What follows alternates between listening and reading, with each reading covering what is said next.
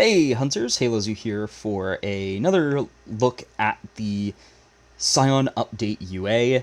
This time we're going for spells. Uh,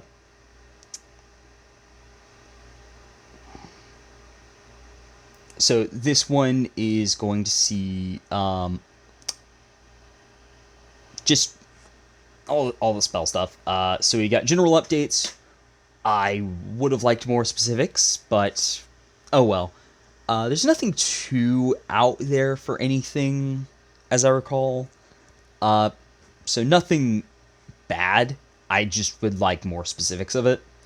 Then we've also got new spells such as Bleeding Darkness, Ectoplasmic Trail, Life Inversion Field, Summon Astral Entity, and Telekinetic Crush.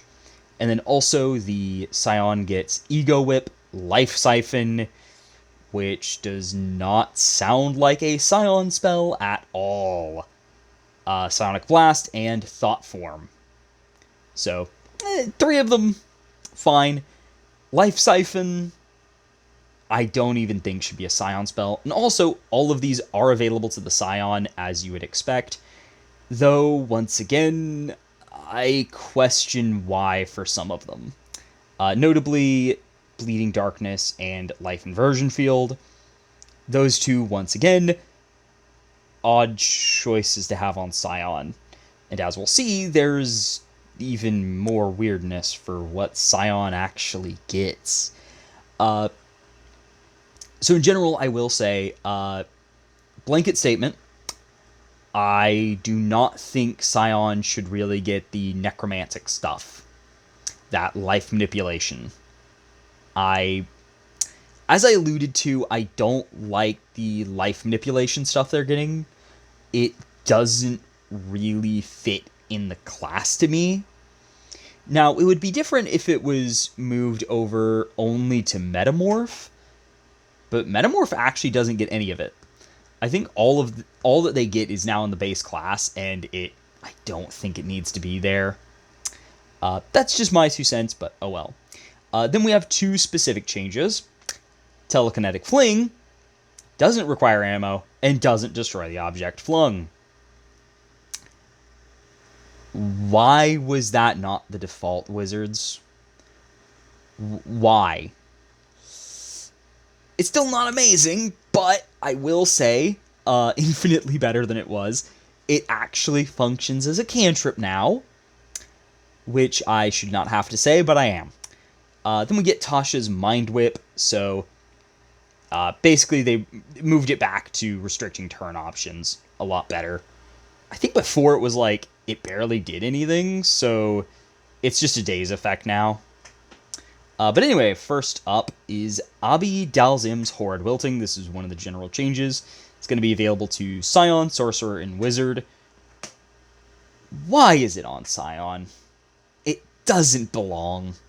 It's a necromancy spell. And a life manipulation spell. It should be Sorcerer, Warlock, Wizard, if anyone. Maybe even on Cleric. Not Psion. Psion is... I'd even say Druid could get it. Like, it's kind of anti-Druidic, but I could see it being on a Druid being able to do something like this. Now, that said, getting it here, absolutely fine. I just don't think it belongs on the Sorcerer list, the Psion list. Yeah, that's my only problem. 150 feet, verbal somatic material, but it's a kind of pointless material. Just a fluff one. Instant duration. But, you just make a 30-foot cube. So it's 30 by 30 by 30. Everything inside has to make a con save. Or take 12d8 necrotic damage on a fail, half on a success, so... They really buffed the damage dice on that. Used to be d4s, now it is actually d8s, so it's actually decent. Thank you. So then constructs automatically succeed the save, but plant creatures fail the save automatically. Fair enough. And then non-magical plants in the area wither and die. So, yeah. Does what you'd expect it to. It's just a solid AoE damage spell for necromancy. It is very late, though, but it's cool. Then we get Bleeding Darkness, a 3rd rank evocation spell. And this one is on Scion, Warlock, and Wizard. It is not available to Sorcerer, which, I'll be honest, this should be available to Sorcerer, and specifically Shadow Sorcerer. But this is actually a weird spell in general. I think this one might get reworked. So it's 60-foot range, concentration for a minute. It does require 50 gold pieces for a rare ink vial. Fortunately, it is not consumed. But basically, you just make an inky void in 10-foot radius sphere. But then when you cast the spell, magical darkness pours out of it, creating a 10-foot radius, 40-foot tall cylinder? So basically, it just creates a big tall cylinder of darkness. Why? Why? Why have it be a sphere, but then the darkness is a cylinder? Like, just make it a cylinder by default. I don't get this. It's got a bit of a small area, but as we'll see, not the biggest deal. And it's actually got a decent radius, at least. So it's not like Cloud of Daggers where it's like a 5x5 square. No, it's actually affecting a pretty decent area by default, so it's nice. So just, it's magical darkness, so it's just magical darkness in the cylinder, and it's difficult terrain, which is useful to block flyers as well a bit better. It's just weird that it's a cylinder. Like, that's the thing. It's like, and it's just a cylinder, okay? But, yeah, it's weird.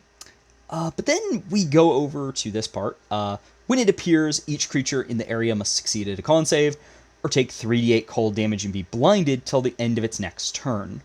So basically, it just blinds creatures as well. And it also makes the save when it enters the area or ends its turn there. So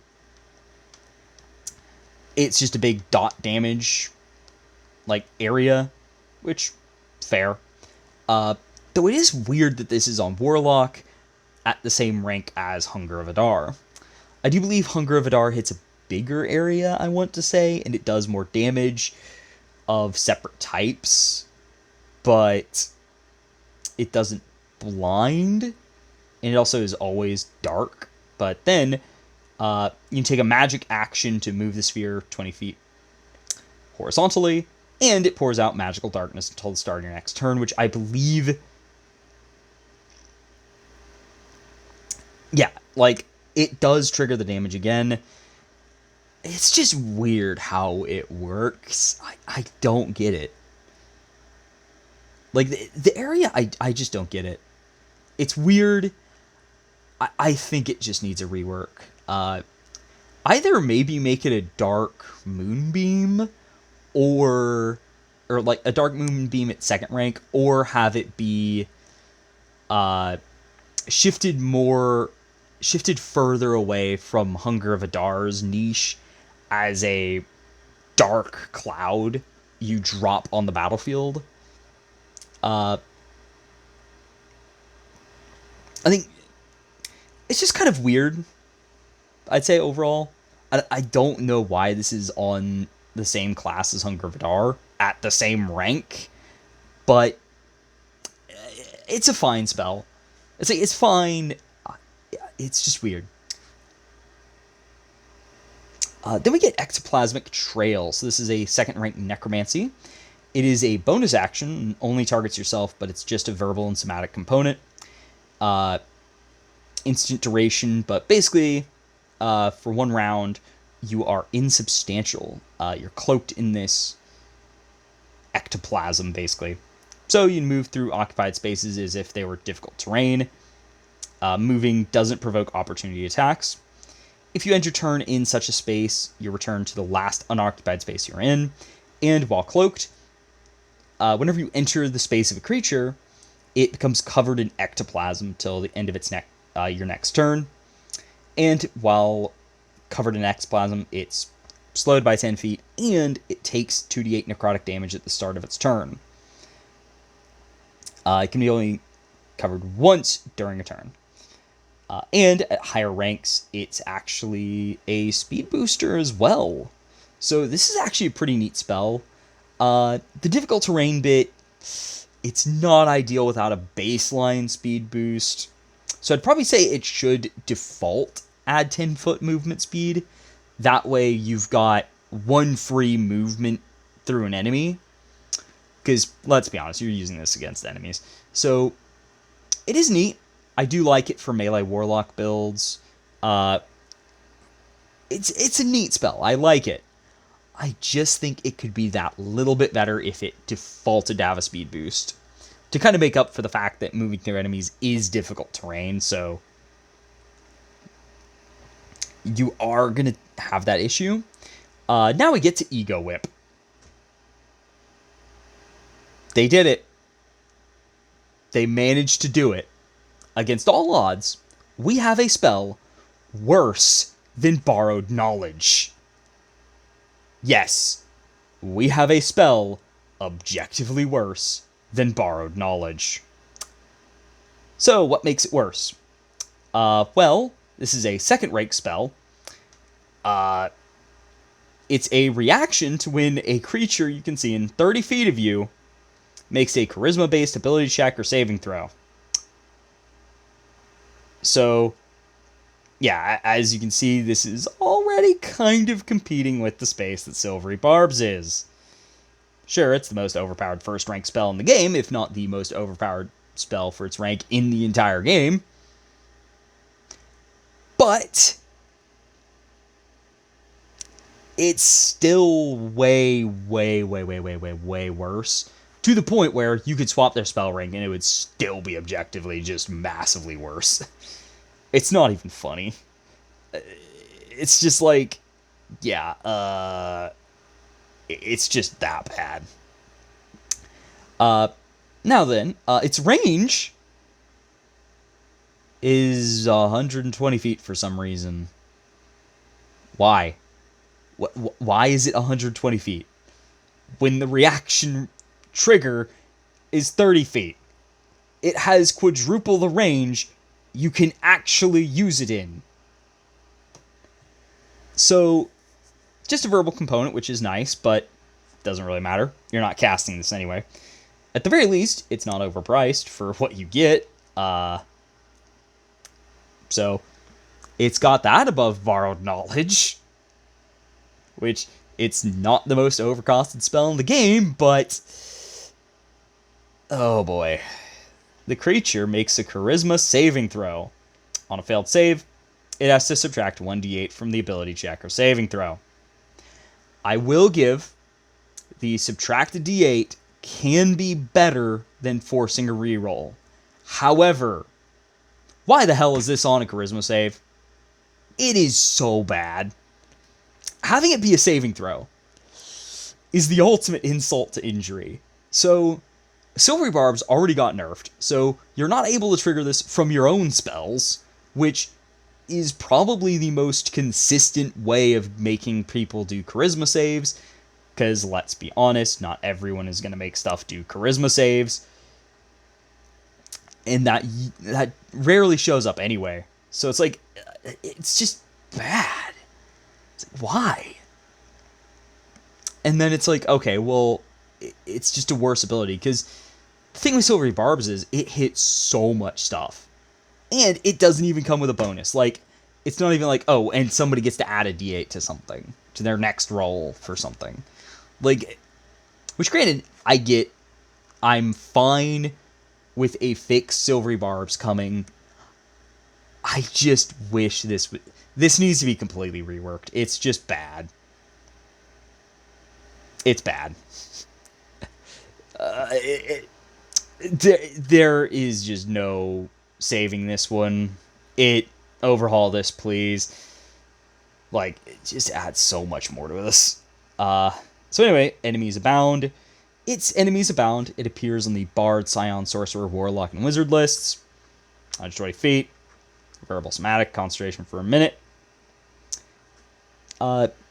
It's roughly the same. It's an int save. And it now frightens the creature, however. And then while frightened, it does all the stuff Enemies Abound normally does. So I will, however, point out, frightened gives disadvantage on attack rolls. This is designed to make people attack random stuff, including their allies. Really not... They really need to make it where, for this specifically, those attacks ignore the frightened condition if they are not targeting the caster of Enemies Abound. I think that is completely fair.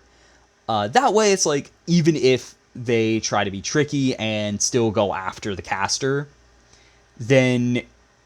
Because it also means you can't just move towards the caster, which is nice. And it means if you still try to attack them and get to attack them or stuff, you do actually have disadvantage on attack rolls against them still. So it's nice, but it is kind of awkward that it's like, oh, by the way, the main thing you wanted it to do doesn't work as well. Intellect Fortress is Intellect Fortress. Just give someone resistance to Psychic, as well as advantage on Int, Wiz, and Charisma saves. For an hour. Yeah. It's nice. Then we get Life Inversion Field. So, what this spell is going to do, it's an action, or standard action, targets yourself, verbal somatic, concentration for up to a minute.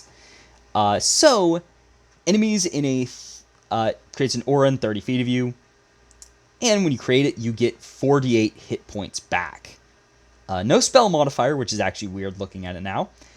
That's odd. Every other spell that heals does give you the modifier. And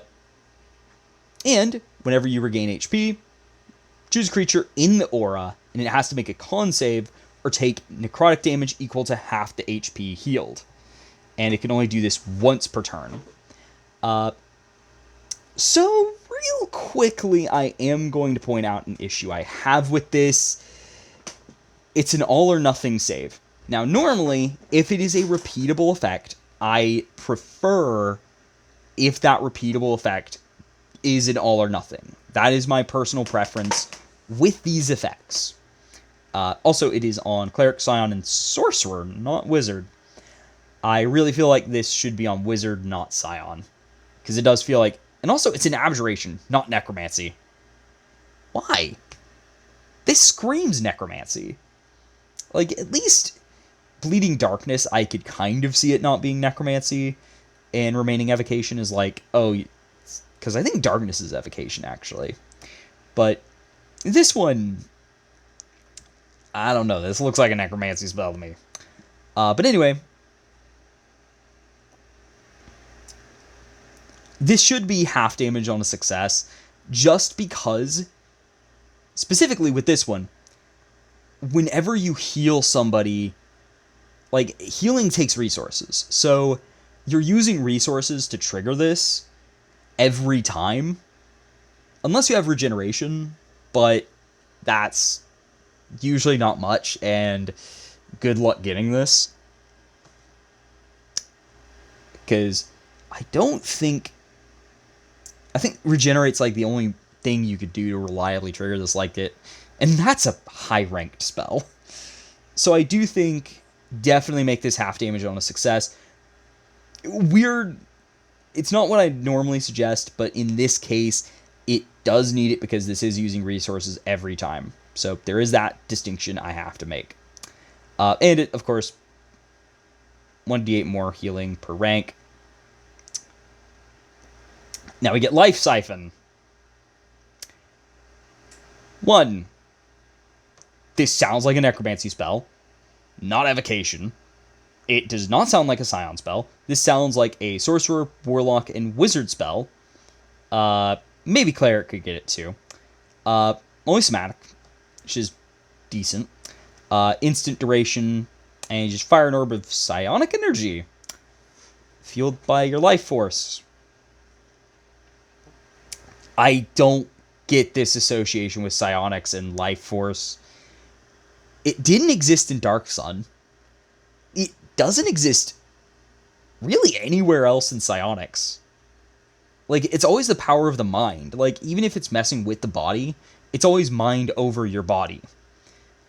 This using your own vitality for stuff, just, it's not psionics, in my opinion. But anyway, ranged spell attack, D10 psychic damage on hit. Yeah, 1 D10. And you can use a hit die to make it 2d10. Let me point out, Guiding Bolt and Chromatic Orb can do up to 24 damage with more dice. This can only do up to 20, and it only has 2 dice. Yeah, no. This really needs at least an extra die, if not to be like, oh yeah, it starts at 46, let's say, and then it upgrades to get a d6 per hit die spent. I think that would be much better, where it's like, okay, it's not going to scale too good. Like, it scales on par with Guiding Bolt, but you can spend the hit dice, and it hits like a truck. I think that would be a lot better. This version, I don't like it. This should be necrotic damage, it should be necromancy, and it should not be a Psion spell. Especially not a Psion exclusive. Like, sure, if you're going to keep this psionic life force crap, which doesn't belong, it's fine, but at least give this to, like, sorcerer, warlock, and wizard. Because I definitely think this belongs on warlock. That would be so cool. Next up, we've got Mental Prison. So this is standard action, 60-foot range, only somatic component, concentration for up to a minute, 8d10 psychic damage on an int save, and charms for the duration. Successful save, only half damage, instant, end the spell. And while charmed, it's restrained, but if something forces them to move, or they try to attack through this illusion, or reach through it, it takes 5d10 psychic damage and spell ends. Combine this with telekinetic propel, and shenanigans ensue. It's so crazy that you can just, oh yeah, you have this, take a bunch of psychic damage. Oh, just push you back a bit. Oh, by the way, you're taking even more psychic damage. I love it.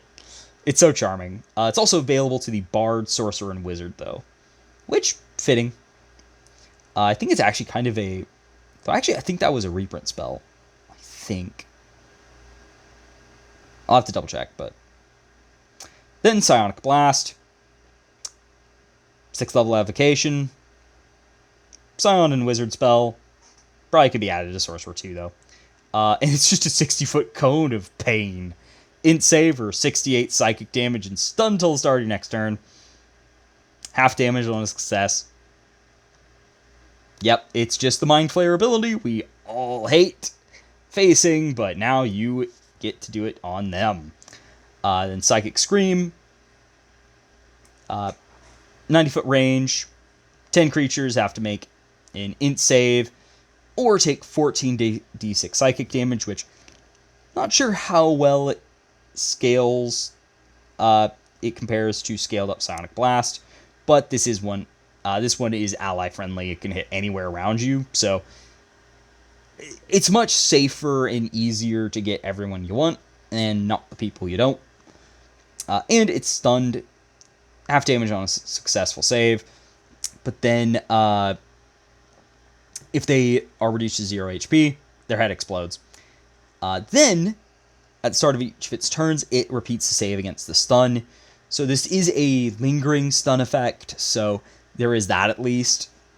But it is kind of weird that the Sonic Blast, you have to check the math on it. Then we get Rolithim Psychic Lance. This is back for Bard, Scion, Sorcerer, Warlock, and Wizard. 120-foot range, 4th rank enchantment. And then you just blast a creature. You name creature to target from wherever. int save or 76 psychic damage, and it's incapacitated until start your next turn. Half damage on success. Yeah, it just hits hard, and it also does some weird shenanigans with the incapacitation. So yeah, it's actually scary with that against certain things, but oh well, just how it is. Then we get Summon Astral Entity. So it's a summon spell. It is available to Sorcerer, Warlock, and Wizard, and not just the Psion. So then the Psionic Spirit, it has kind of low AC, 40 HP to start off, but it's fine. Now the Crystal Entity does get more HP, which is nice. It's got Telepathy, Dark Vision, Immunity to Psychic Damage, which is nice for your AoEs. Then the Ectoplasmic and Ghostly Entities have Incorporeal Passage, so they can walk through stuff easily. Also, the Ghostly Entity does get to fly, actually, so there is that as well. Then the Crystal Entity has Crystal Strike, which is just a big, meaty, direct hit for piercing damage in melee, so it's a D10 hit. Ectoplasmic Entity gets Ectoplasmic Splash, which only has a 30-foot range, which might need an increase, but it's fine.